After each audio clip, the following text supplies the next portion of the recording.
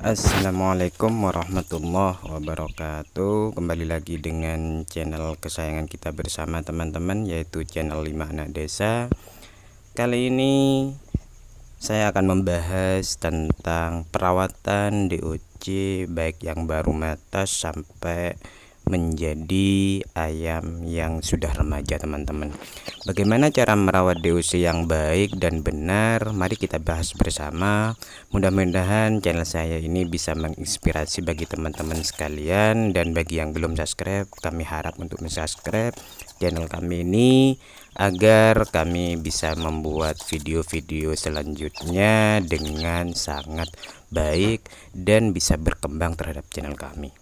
Baiklah teman-teman, kita akan bahas DOC. DOC itu yang masih kecil itu sangat rentan teman-teman, apalagi DOC itu masih berumur 0 sampai 1 minggu teman-teman. Maka berikutlah cara pribadi yang saya lakukan terhadap DOC atau perawatan anakan ayam yang masih menetas atau baru menetas sampai umur remaja. Yang pertama teman-teman harus dipahami atau dimengerti bahwa anak ayam yang masih umur 0 sampai 1 minggu itu yang pertama butuh terhadap suhu yang tepat. Artinya suhu yang tepat untuk anak ayam ini akan membuat anak ayam itu menjadi hangat, karena biasanya teman-teman anak ayam yang baru menetas itu biasanya akan dikeloni sama indukannya atau tidur sama indukannya, dimana ketika dikeloni atau tidur sama indukannya suhu tubuh indukan itu menghangat dan membuat ayam itu menjadi sehat teman-teman. Karena ketika DOC masih baru menetas atau masih anakan ayam itu memang butuh kehangatan. Jadi suhu yang tepat itu sangat dibutuhkan ketika pemisahan atau DOC itu ditaruh di kandang brooding atau kandang pemisahan oleh teman-teman. Jadi teman-teman bisa melihat keadaan ayam. Kalau DOC itu lagi bergerombol atau tidurnya itu bergerombol, maka biasanya di kandang brooding itu kehangatannya kurang teman-teman. Jadi ketika teman-teman melihat DOC itu tidurnya bergerombol saling berdempetan, biasanya keadaan dalam kandang brooding itu kurang hangat. Tapi ketika DOC itu merata, tidak bergerombol tidurnya, maka di situ biasanya kehangatan sudah mencukupi. Nah, biasanya juga ketika ketika sudah merata keadaannya itu kehangatan juga kadang-kadang teman-teman bisa melebihi teman-teman. Yang baik itu biasanya kehangatan kandang brooding itu antara 20 derajat teman-teman.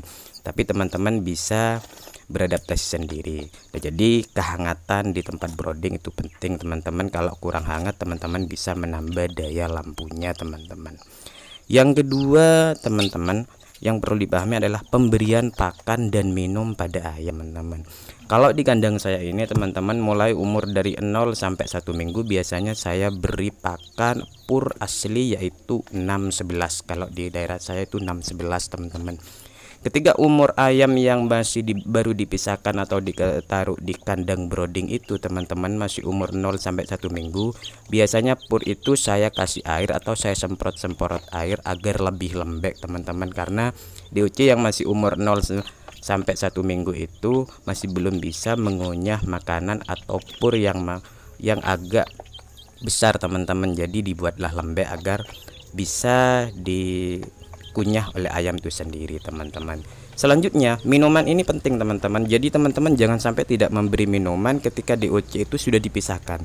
Jadi minuman itu jangan sampai berkurang. Biasanya DOC itu setiap makan minum, setiap makan minum. Kalau sampai minumannya ini berkurang, maka proses pertumbuhan untuk remajanya itu akan terhambat teman-teman. Jadi pakan sama minum ini tidak boleh berkurang, karena ketika DOC sudah dipisahkan dari induknya, pakan dan minum ini menjadi hal utama.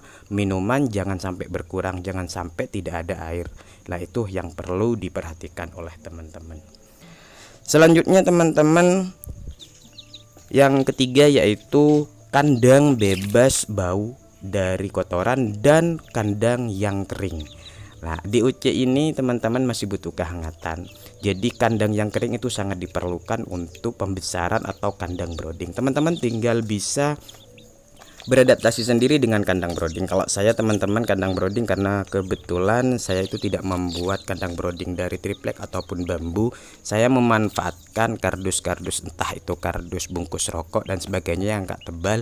Saya buat untuk kandang brooding pemisahan. Dan di bawahnya agar tempatnya kering, saya biasanya memberikan sekam. Sekam padi ini biasanya akan membuat kering dan gampang membuang kotorannya teman-teman. Jadi ketika sudah dikasih sekam, 1 minggu sekali saya ganti sekamnya, jadi tempat itu tidak bau teman-teman. Ketika tempat bau dan basah dan keadaannya bisa membuat ayam biasanya itu di DOC itu akan sedikit tidak sehat teman-teman, karena keadaan kandang yang tidak kering, keadaan kandang yang bau dari kotoran itu akan menimbulkan banyak penyakit terhadap DOC. Perlu teman-teman dipahami, DOC-nya ini sangat rentan. Jadi jangan sampai DOC itu basah karena keadaan dasar kandang yang membuat entah itu percikan air dan makanan yang membuat basah bulu-bulunya, yang sehingga DOC-nya itu akan terkena penyakit. Jadi kandang kering itu penting. Kalau saya pribadi di sini saya memakai sekam padi ini teman-teman. Boleh teman-teman ditiru. Mudah-mudahan video kali ini bisa menjadi inspirasi. Cukup sampai di sini dulu teman-teman. Terima kasih. Assalamualaikum warahmatullahi wabarakatuh.